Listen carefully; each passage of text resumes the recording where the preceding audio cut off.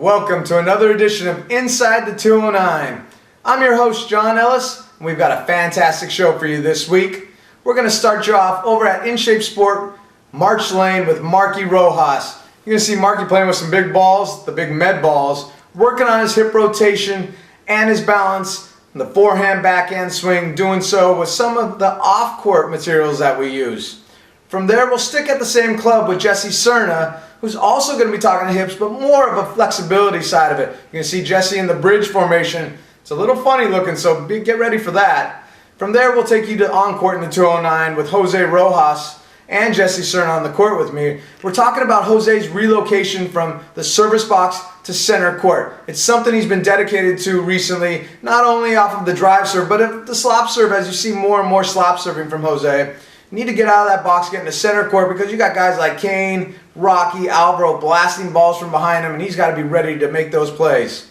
From there, we'll do a little recap on Reseda in New York. And lucky for me, I was able to be in Reseda to call the matches on the IRT network, so I've got some nice insight from that event firsthand. Also watched most of the matches from New York, so we're ready to talk about that and give you all a little recap on what happened there. So stay tuned, we got a fantastic show for you here inside the 209.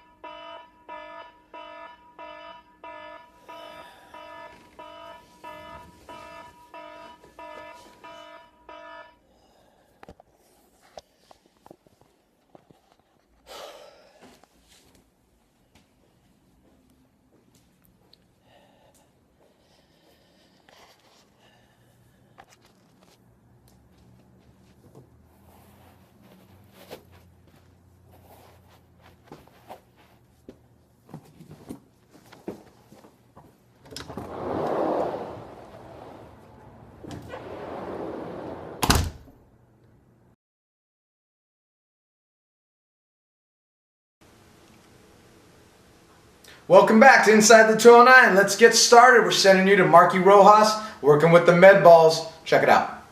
Hey, what's up everybody? This is Markie Rojas with Relication TV. Today we're going to work on the medicine ball throws. So you got to think about, how does this relate to racquetball? Well, today I'm going to show you some drills where you can correlate this drill to the racquetball scene, where you're drive serving or you're hitting a forehand or backhand shot, and you need that full rotation with the hips. So check this out, what we're going to do right now. Always remember, you want to start off in that racquetball position. Rack it up, squatting down, and then I'm going to take a step with the left foot, and then my right foot goes. You don't want to go all the way too forward where you're going to get off balance, and that causes a lot of skips. I do that a lot too sometimes. So we're going to do this. Check this out.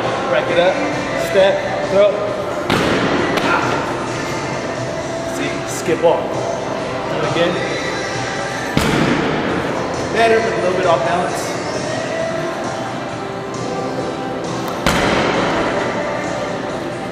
Try to stick with that pose. Try to, when you finish that last throw, pose and see what am I doing wrong. You'll know if you're off balance or not. Do 5 on each side. This is 4. Switch it off forehand.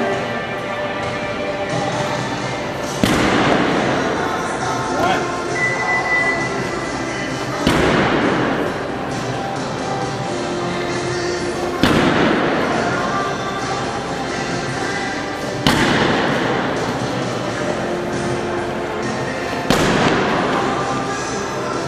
So everybody, this is a great drill. So come check this out, do this drill, and I promise you, you'll get a lot done, and it'll be very effective.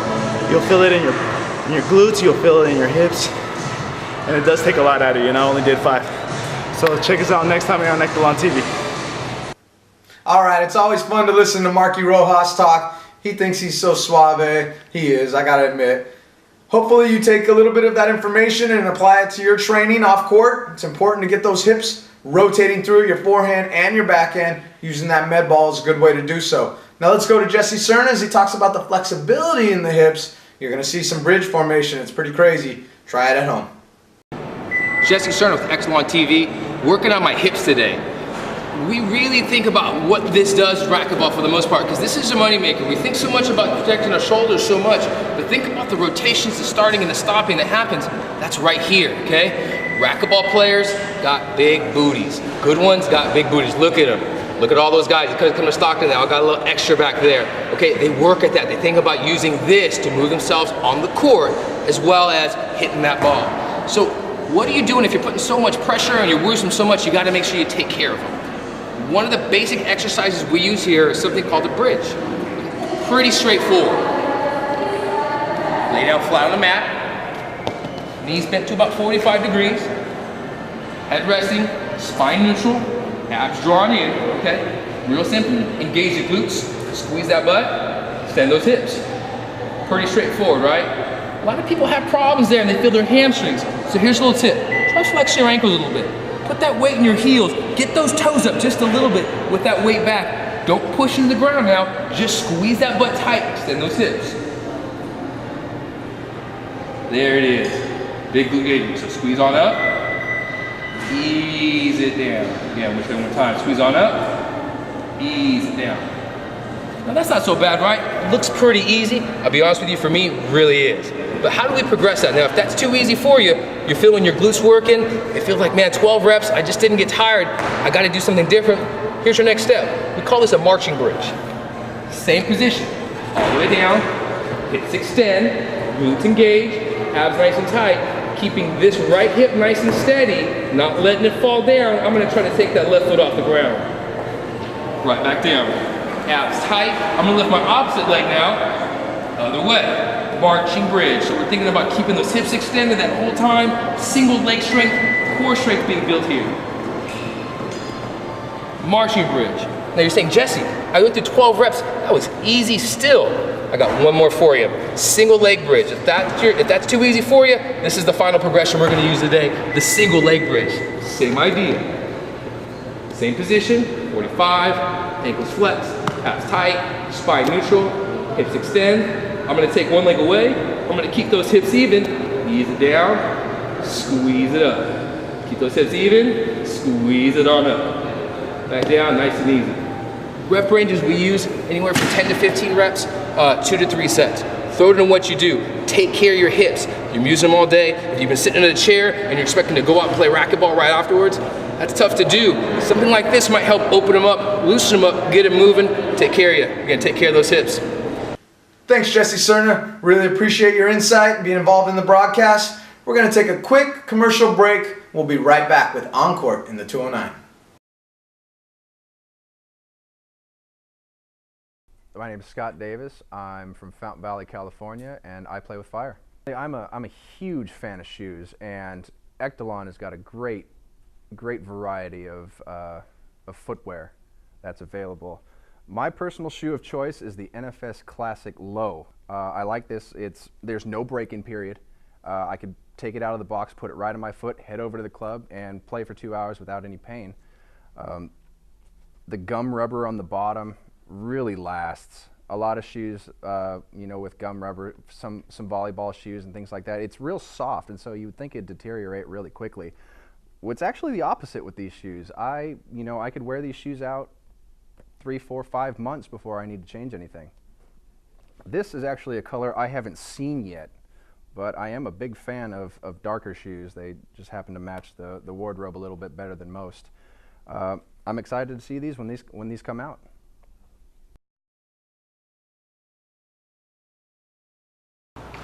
How's it going? Welcome to Inside the 209. We're in our Encore the 209 version. John Ellis here. I've got some big timers right here. We got current number 4 in the world, Jose Rojas. Off to my left here, his speed and strength coach, Jesse Sirnas, a good friend of ours here in town. Okay, we're going to talk a little bit about something that has been an emphasis for Jose this season through the summer break, and something that I've seen recently within his game that is just much improved, and that's relocating after the serve. Now, his service quality is still first on his mind when he gets in that service block. Which serve is he going to hit? How good is he going to hit it? Where is he going to hit it from? But then right when that happens, he's going into emphasizing getting into center court and getting ready. Now, this is something that my dad and I talked a lot about from my matches with Jason Menino and Cliff Swain and Sudsy Monchik over the years, but specifically Menino. He was so great at taking a service game, which is based primarily on lob serves and what we call slop serves, and then getting back into center court so quickly and being ready to defend. And if you made any mistakes, he would punish you for that. Later portions of my career, I tried to make that a part of my game, and now Jose at 23 years old is really emphasizing that game. He's got a long ways to go, so opponents are going to be in trouble with this. But really, Jesse Sirnas has been the one who's put in a lot of time with Jose working on things. So I'll turn it over to Jesse and I'll let you talk about what it is that you and Jose have done to really emphasize this. Well, the first step is just what John talked about, it's mindset. The idea of getting out of the box and getting set early, ready for whatever comes back at you. So really it's a mindset to begin with. And the first thing that gets me stressed is completing the serve. So one thing that I say, and I got a lot of cliches I throw at these guys, I'm sure they're sick of all of them. But one of the things we talk about is complete tasks. Complete one task, then your next task. The first task is the good serve. Execute your good serve to whatever serve that is. However, as soon as that task is completed, your next task is get out of the box and relocate to center court in a stable position. And I gotta emphasize that, a stable position. So let's show that to begin with. Jose, why don't we start off in the fourth position, and we're gonna hit a slop serve to the backhand side.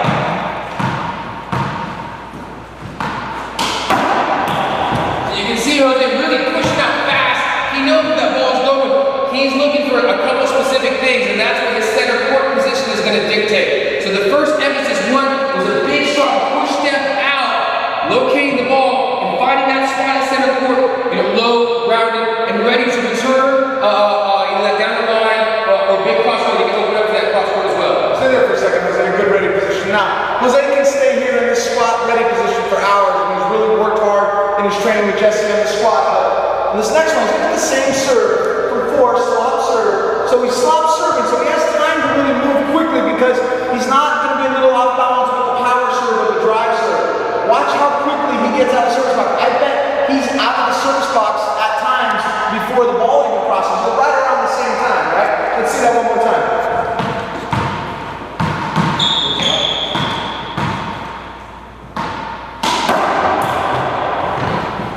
You realize you can see those quick feet. Jose uses a quick little crossover out of that box to turn his hips and pick that ball up from the sideways to the left side wall here. Really important. He spots his opponent, knows what he's doing, can see it, is in a set position, and can attack either any shot coming back at him. Let's go to another position, Jesse. Why don't we go over to the other side of the service box? Jose, same service, same thing. Now let's go over to the forehand side actually.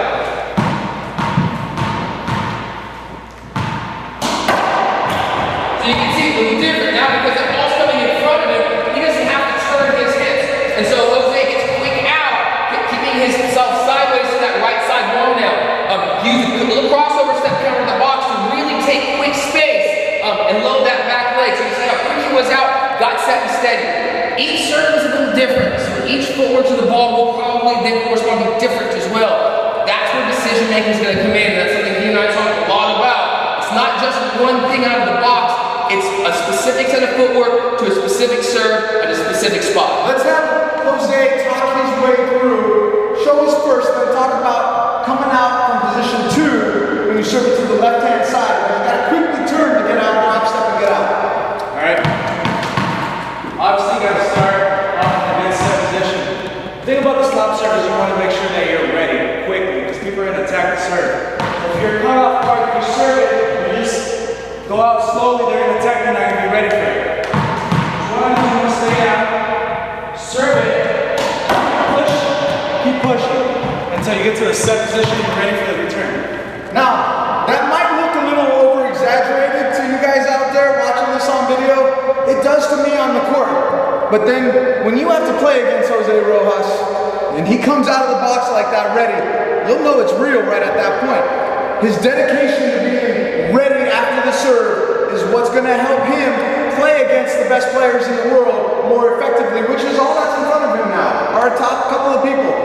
And others coming from behind him that are going to be doing the same thing that Jose is trying to accomplish right now. Let's go from the drive serve to the which spot do you want to put him at? Well, let's go to the fourth position, Jose. Let's do the fourth position. Let's hit that ball cross court there. Work hard, get set.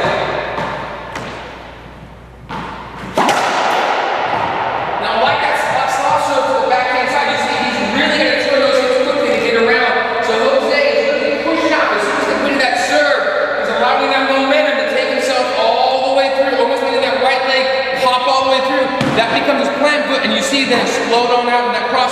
That's really push hard. Push is the name of the game, getting out of that box. You can't simply step out, you can't back out. You gotta push hard and work to get set. Last thing we're going to show you, Jose, I want you to get in this position here where you're already made contact with your drive serve. You've made contact, you're on your follow through, but you've yet to push out and explode. And in slow motion, from that lunging squat position, just take us through your steps in slow motion on how you get back to center court. Over to the ball, so you don't have to be there. We'll mock it up, this is slow motion, boom, bam. From there, now what's going on? Finish the swing, and I gather myself. I don't want to take a step too far out. I want to get a step nice one. My feet's on my body, turn my hips. Drop step. Crossover, and you get set. Obviously, right there I didn't get deep enough, but when you're in the moment, the adrenaline's pumping. You're pushing. You're there, right where you need to be. Now you can see there as he explodes out of that, he has a moment where he's coming out and he may even cross over to take a big step coming at him, but he's coming so fast before his opponent hits, and as he rotates in, they don't turn his backside to the way so he's not opened up to the front ways to the shot coming. In case they go cross court at him. That'd be a little bit crazy right there. Thank you, Jose. Thanks, Jesse. Hopefully that just helps you get out of the service box quicker, and just seeing Jose moving that quickly, realizing that that's real speed right there, will motivate you to want to work on this part of your game. John Ellis, this is On Court 209 for Inside the 209. My name is Veronica Sotomayor. I play with Excellent Brand. I'm ranked number 14 now, and I'm from Ecuador. I started playing when I was 4 years old. Actually, my dad introduced me in that. It was amazing for me. I love the sport, and it was great. So he gave me a racket, and I was just running with the racket, and it was heavier than me, I guess. It was just like that. He used to play in those courts that there were all concrete, just concrete, everything, and play to 21, a game to 21, and something like that. Yeah, and the little rackets, the pretty small rackets. Yeah. When I was 10, I beat him first time. Yeah, and then it was pretty close though. He beat me one, I beat him another, and there was like that. And when I was 14, he couldn't beat me anymore. Yeah. Well, but I never feel, when somebody hit you with the ball, nobody did more than my dad. My dad hit me with the ball once. I mean, was just a mistake, but we were playing and he just hit the ball and hit me so hard, and it's like I never forgot that. Like, Dad, you are the anyone that hit me so hard with the ball, yeah. They have a really good stuff in California. Actually, it's exactly Stockton Park. We've been playing so much. They've been awesome, and it's kind of like more than a relationship. Coach and the player is more like friends. So it makes me really comfortable to be there and play with everybody. Also, California have almost the best players in the world. So for me, it's amazing, and train with them, do a lot of stuff with them. I mean, I felt so good with it. I guess we are like 7 now. Yeah, see, a lot of people from other countries are going there to practicing. Yeah, well, I'm playing now with a Taron Gold. You see the color is so awesome. I wanted the racket so badly. Actually, it looks pretty. It is light. I think I feel like different when I play with this racket. You can, because it's just because of the color, or I just feel special with this racket, so I really like it.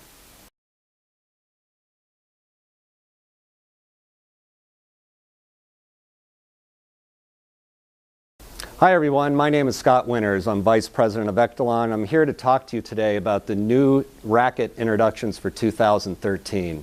We have 2 great new models on tap to launch to the market this fall in 2013, and we really have two that are completely at the opposite ends of the spectrum.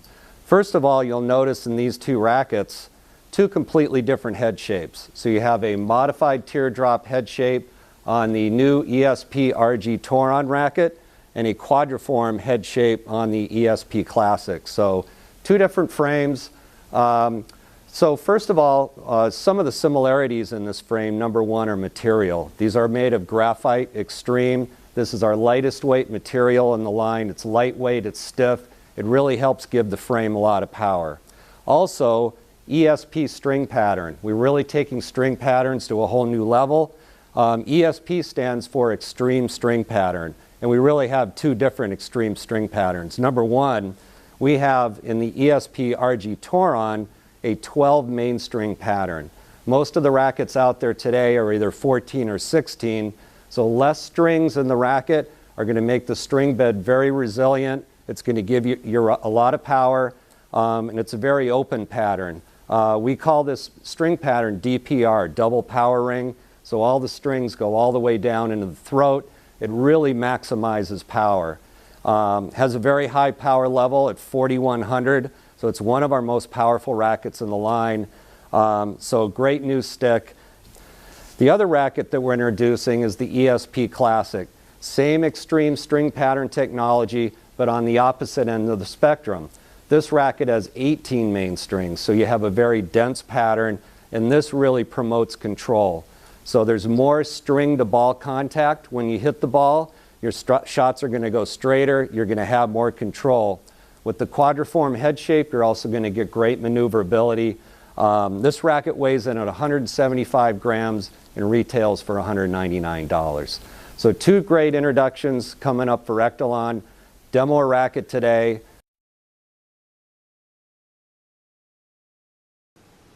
Welcome back to Inside the 209. Our final segment here is going to be a little recap about New York, Syosset, New York, which is in Long Island. It's an old school club, long history of great racquetball tournaments there over the years. Al Sadaman back in the day, Tom Keogh now. You're doing a great job. Keep it up. The Echelon pros were there in full force.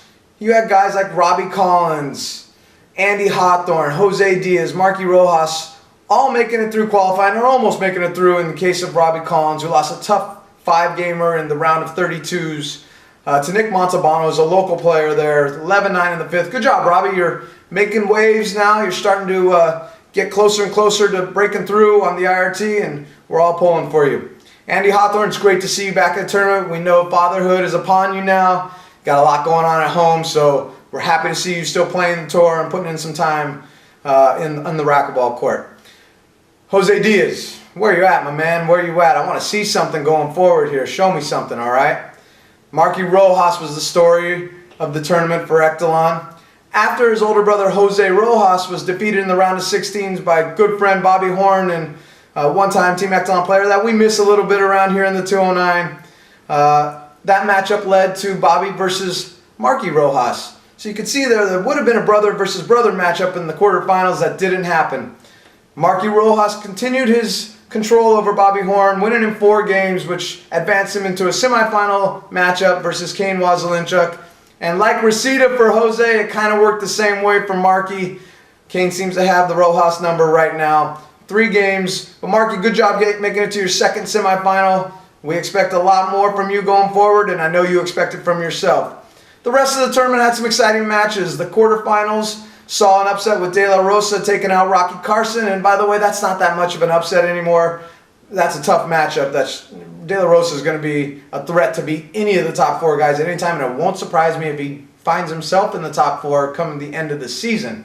From there, that led to a semifinal matchup against his compatriot Alvaro Beltran. Tough 5-game match. I really enjoyed watching that while I was at a shootout here in Vacaville, California. We had the whole tournament watching that match. Great match. Alvaro came through like the veteran he is for a finals appearance versus Kane. Looked like a tougher match than most of the finals for Kane. Alvaro got that first game 12-10, but then from that point on, he looked a little tired from his semifinal match versus De La Rosa. Plus, Kane picked up his level, and it was all Kane from that point. I believe the scores were 4-3-2 going forward for the last 3 games. So, once again, Kane Wazelinchuk wins another tournament. Just adding to the record books, man. What an incredible talent he is and what a career he's had already. He's got plenty more to go. So, Echelon Pros, we look forward to seeing you step it up. Next big event is Sioux Falls, South Dakota. Can't wait to recap that one and watch it on the IRT network. But for all of us here in the 209, we hope you're enjoying these shows for Inside the 209. My name's John Ellis, and I look forward to seeing you next week here in Inside the 209.